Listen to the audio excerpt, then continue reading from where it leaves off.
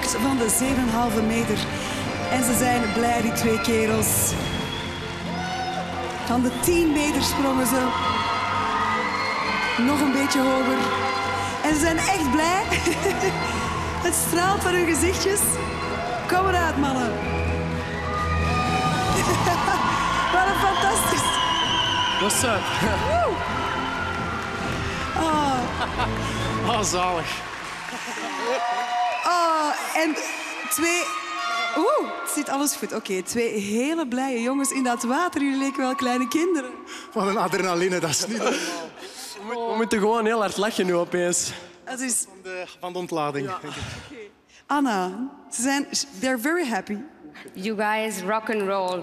You are absolutely... You are absolutely on the same wave when it comes down to music, but also in diving. The dive was perfectly the same in the takeoff. In the ending, Sean went a little bit long, but for you it was much harder because you had the forward divings and you were not up 10 meters yet. So, proficiat. Ja, en Fred? Steve was pissed off, maar hij had gelijk. Want in sport en in competitie, topsport, is focus heel belangrijk. En dan zeker ook in een sport als schoonspringen, waar je op 1,5 seconde je ding moet doen. Het heeft jullie geen windeieren gelegd. Jullie hebben heel goed gepresteerd hier samen. Het ging heel goed af. Sean, zeker voor jou. Het is een van de beste duiken dat ik van jou gezien heb. Ja. En Frans, ik zag jou ook lachen. Hè? Jij vond het ook... Ik zag jou stralen in hun plaats. Kijk, als het je lukt om gelijktijdig te toiletteren, dan wordt die sprong is natuurlijk een peanuts. Heel goed synchroon gesprongen. Was ik echt van onder de indruk. Ik zie, en dat is dan weer dat technische deel, heel mooi aangesprongen, beiden bij de afzet. Zelfs de platvoeten waren heel mooi synchroon, alle twee. Dus dat is ook helemaal goed.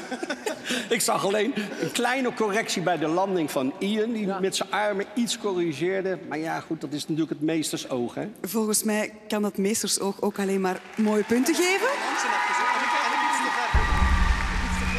Ze blijven hier titteren, ze blijven hier titteren. Jongens, focus, punten van Frans. Ja, streng moet ik zijn. Dus Ian trekt iets af. Die krijgt een 8 en Sean krijgt een 8,5. Anna. For me, it's an 8 for Sean and an 8,5 for Ian. Oké, het gaat gelijk op. Het gaat gelijk op. Fred? Wel, ik heb het gezegd.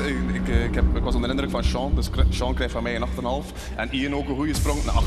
Oké, Ja, een half puntje verschil in het voordeel voor Sean. Dan gaan we eens kijken wat dat geeft in het klassement. Allebei zien we dan dat zij op kop staan.